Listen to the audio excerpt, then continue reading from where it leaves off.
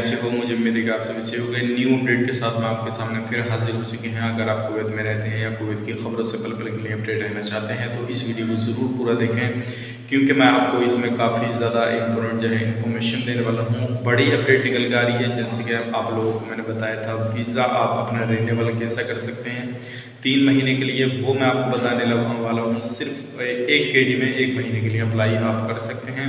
और 3 बड़ी कंपनियां जो वर्करों को हायर करती थी और बहुत ज़्यादा कम सैलरी प्रोवाइड करती थी, इस तरह से अभी डिक्लेयर किया गया है। वो कौन कौन सी कंपनियां हैं उसके बारे में मैं आपको बताऊंगा। और कोरोना वायरस से रिलेटेड जो इन्फॉर्मेशन है पिछले 24 घंटे की, वो मैं आपको दूंगा। और भी काफ़ी सारी बड़ी अपडेट है जो कि मैं आपको बताने वाला हूँ। फिर चलिए वीडियो शुरू करते हैं, लेकिन उससे पहले मैं आपको बताना चाहूँगा, अगर आप हमारे चैनल पर पहली बार आए हैं तो चैनल को सब्सक्राइब करें और साथ ही साथ बेल आइकन ज़रूर प्रेस कर दें, ताकि इन फ्यूचर आपको लेटेस्ट अपडेट मिलती रहे और आप हमेशा हमारे साथ में जुड़े रहें।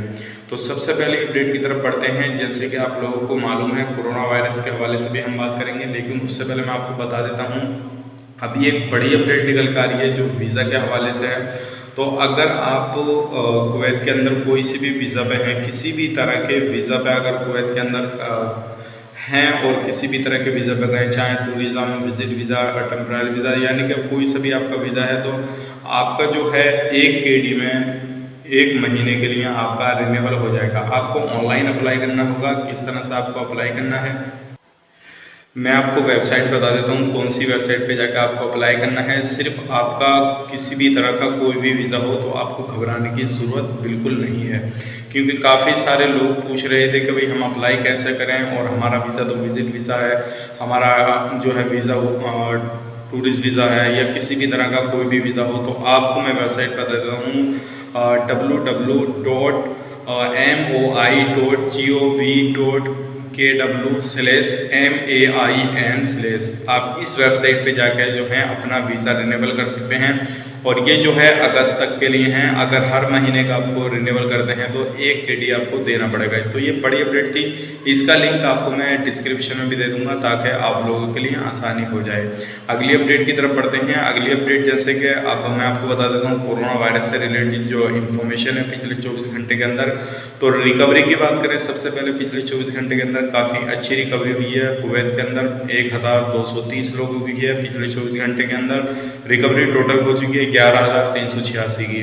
7 लोगों की मौत हुई है। टोटल मौत 212 लोगों की हो चुकी है। 851 नए केसेस आए हैं, जिसमें 27,043 केस टोटल हो चुके हैं। और जिसमें न्यू टेस्ट जो हुए हैं कुवैत के अंदर पिछले 24 घंटे के अंदर 3,349 हुए हैं।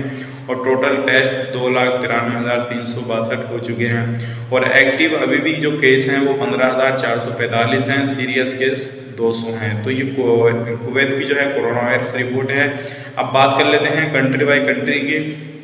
तो सबसे पहले कुवैत के 269 लोग हैं, मिस्र के 129 लोग हैं, इंडिया के 165 लोग हैं और बांग्लादेश के 86 लोग हैं। एरिया बाई एरिया बात कर लेते हैं ताकि आप लोगों को थोड़ी आसानी हो जाए, क्योंकि आप अगर वहाँ पे रहते हैं तो आपको भी मालूम हो जाएगा किस एरिया में कितने केसेस हैं। तो सबसे पहले हम बात कर लेते हैं अल्फरवनिया में 269 लोग हैं और 214 लोग जो हैं अल अहमदी में है, और अल जहरा में जो है 139, और हवल्ली में 117, कैपिटल में 102, जलेब अल-फग में 84, अल्फाउनिया में 59, अब्दली में 53 और खैतान में आपके 45 लोग हैं। तो इस तरह से आप किसी भी एरिया में रहते हैं तो ये सारी डिटेल्स मैंने आपको बता दी, आपको भी आसानी हो जाएगी, आपको भी किसी तरह की कोई प्रॉब्लम नहीं होगी। तो अगर आप कहीं भी कुछ भी करने जाते हैं, थोड़ा सेफ्टी रखिएगा, मास्क वगैरह लगा के जाइए ताकि आपको कोई भी परेशानी नहीं आए। अब बढ़ते हैं अगली अपडेट की तरफ।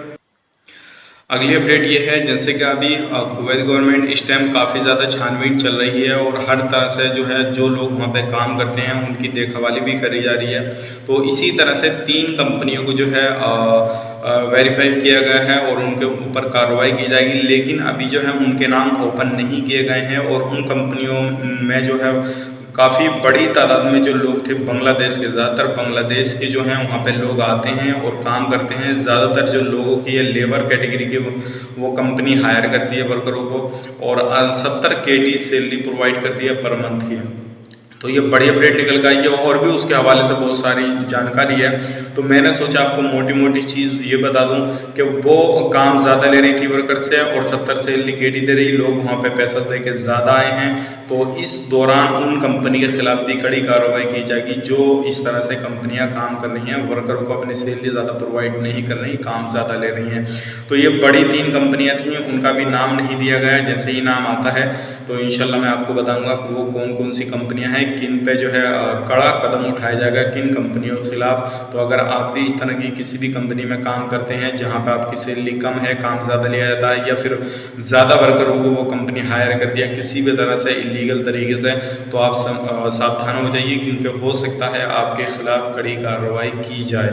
तो ये आज की नई अपडेट थी, सोचे कि आप लोगों तक पहुँचाई जाए। उम्मीद करता हूँ वीडियो पसंद आई होगी, पसंद आई तो लाइक करें, शेयर करें और अगर हमारे चैनल पर पहली बार आए हैं आप तो हमारे चैनल को सब्सक्राइब ज़रूर करें ताकि इन फ्यूचर आपको लेटेस्ट अपडेट मिलती रहे और आप हमेशा हमारे साथ में जुड़े रहें। तो चलिए फिर मिलेंगे किसी नए वीडियो में, तब तक के लिए आप अपना ख्याल रखें, अपनी फैमिली वालों का ख्याल रखें। Take care, bye bye.